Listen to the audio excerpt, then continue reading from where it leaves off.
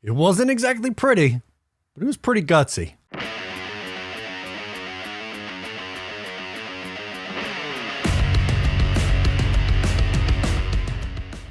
Hey, what's going on? Matt O'Leary back with another video, and today I'm talking about the New York Jets' gutsy win on the road in Pittsburgh, 24-20.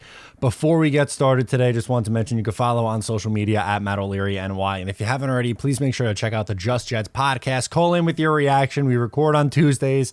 Episode drops on Wednesdays. Gotta check it out. So Zach Wilson was back, and it wasn't exactly pretty, at least not the entire time. It was very up and down.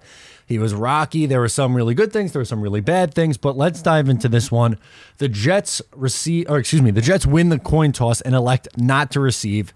They defer to the second half.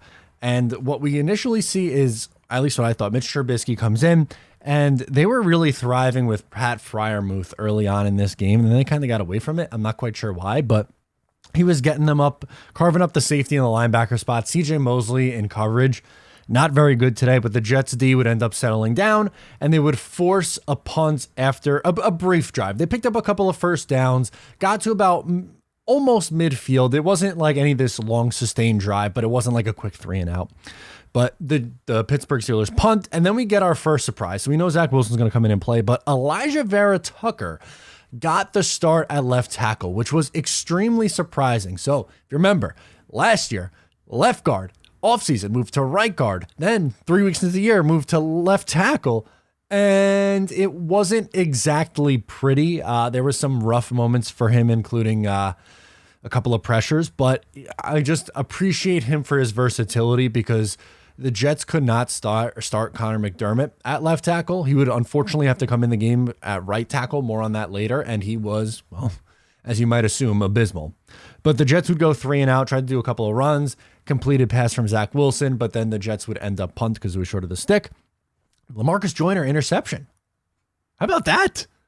Love that. LaMarcus Joyner, his best game as a Jet. More on LaMarcus later. On the first possession, broke up a long pass that was intended for George Pickens. Not too shabby. So Jets are in pretty good field position. They settle for a field goal. They were a little conservative, which was kind of expected with Zach Wilson's return. I thought the play calling, especially early on in the game, was very, very conservative. So the Jets go up 3-zip.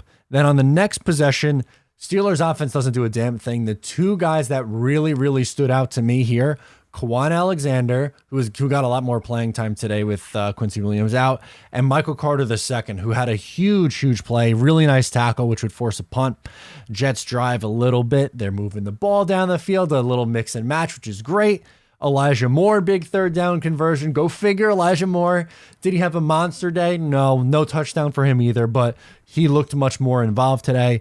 And the Jets hit a Philly special touchdown. Braxton Berrios to Zach Wilson. Zach Wilson's grittying on the haters. It's 10-zip Jets, and things are looking good, baby. The next possession, it looks like the Steelers might score a touchdown here. Deontay Johnson in the back of the end zone. It was ruled incomplete. They reviewed it. It was extremely close, about as close as you could possibly can to being a touchdown, but ended up being no touchdown. Jets would come up with a sack. The defensive line was so much better today. They showed up, and the Pittsburgh Steelers would settle for 3. So now it is a 10-3 game at this point. Now, Jets offense stalls, not a whole lot going on here. Steelers get the ball back. Jermaine Johnson, hey, how you doing? The rookie comes up with his second sack of the season through 4 games. Major plus for the rookie. Steelers punt. Then you have some frustrating things for me on the Jets' next possession. Breece Hall drop. Was it a little bit underthrown? Yeah, but I think he did that. He being Zach Wilson did that in order to get his guy to come back for the ball, because the Steelers defender, I forget who was on Breece Hall, was all turned around, and it literally went right through his hands. The Jets receivers did Zach Wilson 0 favors today, 0 favors. But then you would get Conklin a nice catch and run. He'd pick up a first down. Jets would end up punting. Steelers punt on the next possession because Carl Lawson comes up with a big sack. Love to see that out of Carl Lawson. Unfortunately, things would go downhill for Carl Lawson a little bit later. Injuries hit the New York Jets on the next drive. Max Mitchell was hurt and had to be carted off the field. Don't like that at all. As we say, Connor McDermott would have to come in, and he was atrocious. Zach Wilson was picked off on this drive on third down, and Zach would throw 2 interceptions on the game. This first one was really, really bad. There's no denying it. He should not have thrown that ball on third down. Should have threw it away, settled for a field goal. It ends up being a monster swing because you would get a roughing the passer call on Carl Lawson on the next possession, which extended the drive. So the game essentially would have been over, but that 15 yards gave the first half, would have been over, but the 15 yards gave the Steelers an opportunity to kick the field goal. So now it's 10-6. It should have been 13-3 at the half, but now it's 10-6. And that almost comes back to bite the Jets. That was almost catastrophic. But Jets go 3 and out. They get the ball, obviously, because they deferred. Jets go 3 and out. You had a couple of Wilson drops. They would punt it away, and then the Steelers return man muffs it, and they can't fall on the fumble. It's like they're begging you to get back in this game and to get the momentum back on your side. They wouldn't do it. Now, Kenny Pickett comes in this game, and he was at times flashy, but then ended up not looking too hot. But Pickett comes in. They go 3 straight runs. It's 4th and 1. They keep Pickett in, by the way, and the offense stays in. And they would do a Pickett keeper, and he'd pick up the first down. Jets can't get off the field. You would get a Mosley penalty, which was just silly. And then on his first pass attempt, we get an interception. Jordan Whitehead comes on and picks it off, but the Jets can't capitalize. Why? Because second interception on the day for Zach Wilson. This one literally goes off the hands of Tyler Conklin and becomes an interception. I screen capped it on third down because I said, what if I told you this play would turn into an interception? Because it's Conklin with the ball in his hands. Is it high pass? Yes, but you catch it, pull it in, and fall forward. He picks up the first down and then turns into an interception, which is just beyond frustrating, right? Just incredibly frustrating. So Steelers get the ball in good field position. Pickett quarterback sneaks. Steelers go up 13-10.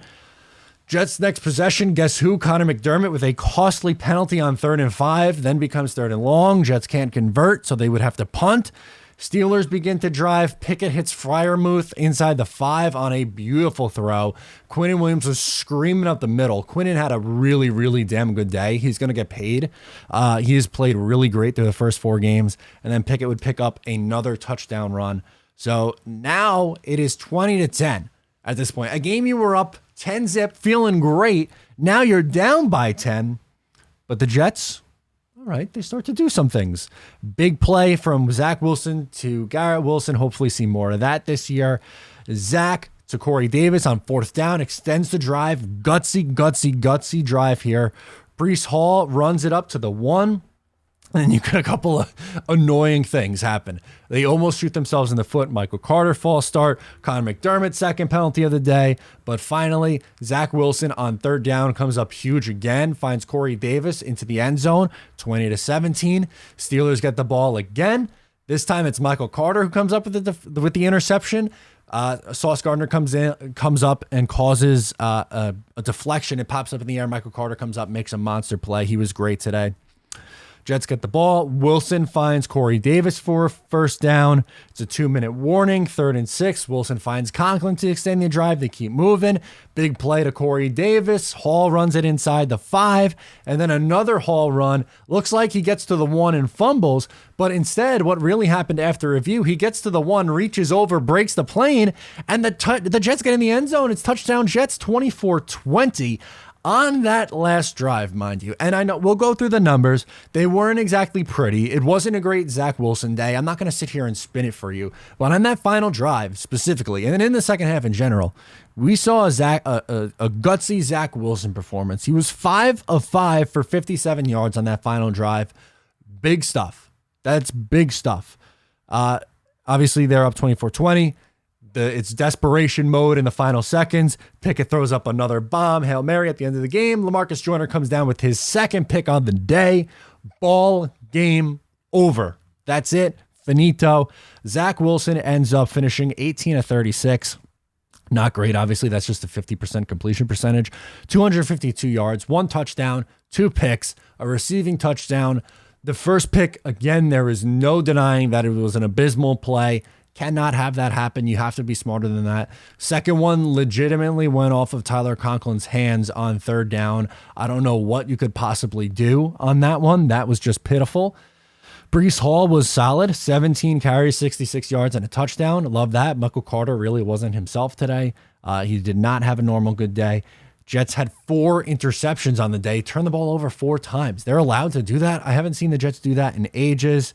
2 picks from Joyner. Overall, defense held pretty strong. Kenny Pickett went 10 of 13 for 120 yards.